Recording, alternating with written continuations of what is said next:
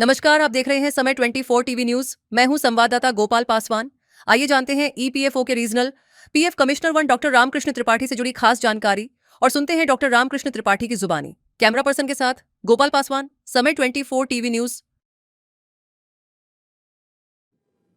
नमस्कार, मैं doctor Ramkrishna Tripathi, regional PF commissioner, क्षेत्रीय कार्यालय वाशी। जैसा हम सभी को विगत है, पिछले साल अगस्त 2025 में प्रधानमंत्री जी ने योजना की घोषणा की थी, जिसका नाम है प्रधानमंत्री विकसित भारत रोजगार योजना। इस योजना के तहत लगभग 3.5 करोड़ रोजगार सृजन का लक्ष्य रखा गया था और इसके लिए भारत सरकार ने लगभग 1 लाख करोड़ का बजट आवंटित किया था। इस योजना की जो इम्प्लीमेंटिंग एजेंसी है वो ईपीएफओ है। डिपार्टमेंट ने इस योजना के लिए कई तरह के अपने वेबिनार्स किए, सेमिनार किए, एम्प्लॉयर्स को मोटिवेट किया गया और इस योजना में काफ़ी लोगों ने रजिस्ट्रेशन किया। इस योजना की शुरुआत करने के लिए या इसके जो ट्रांसफ़र है उसके लिए आदरणीय प्रधानमंत्री जी को डिपार्टमेंट ने निवेदन किया और प्रधानमंत्री जी उसके लिए सहमत हुए। कल दिल्ली में 19 जून को शाम के समय में विज्ञान भवन में कार्यक्रम का आयोजन किया जा रहा है, जिसकी अध्यक्षता आदरणीय प्रधानमंत्री जी करेंगे।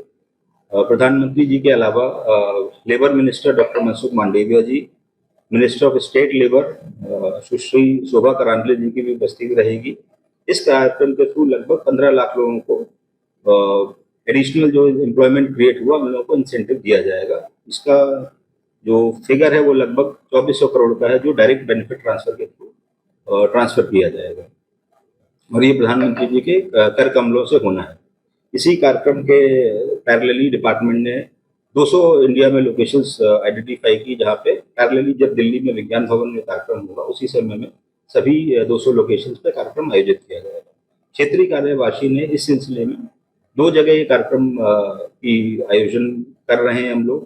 पहला कार्यक्रम जो है वो क्रांतिवीर वासुदेव बलवंत फड़के ऑडिटोरियम पनवेल में है, जिसकी अध्यक्षता प्रशांत रामशेठ ठाकुर जी पनवेल के जो आमदार हैं वो करेंगे। उनके साथ में नितिन जयराम पाटिल जी पनवेल के मेयर, उनकी भी गरिमा में उपस्थिति रहेगी। क्षेत्रीय कार्यालय वासी दूसरा कार्यक्रम जेएसडब्ल्यू के प्रेमाइसेस में अरेंज कर मतलब ऑर्गेनाइज कर रहा है, जो डोलवी में स्थित है।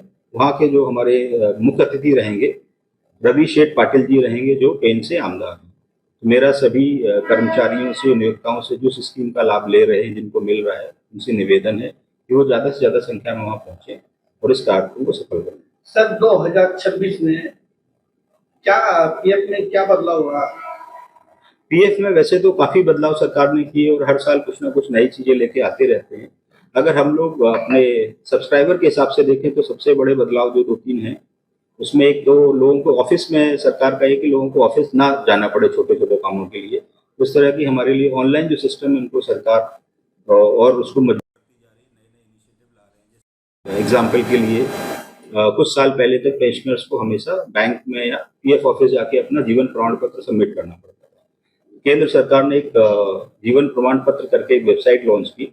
उसमें आप कहीं से भी अपने घर के पास से कॉमन सर्विस सेंटर है या कोई आधार सेंटर है या अपने ऐप के थ्रू भी आप अपना लाइफ सर्टिफिकेट सबमिट कर सकते हैं। इससे हमारे बुजुर्ग पेंशनर्स थे, उनकी बहुत मेहनत बच जाती है। अदरवाइज उन लोगों को अपने घर से कई बार 100-200 किलोमीटर दूर भी जो उनका पीएफ ऑफिस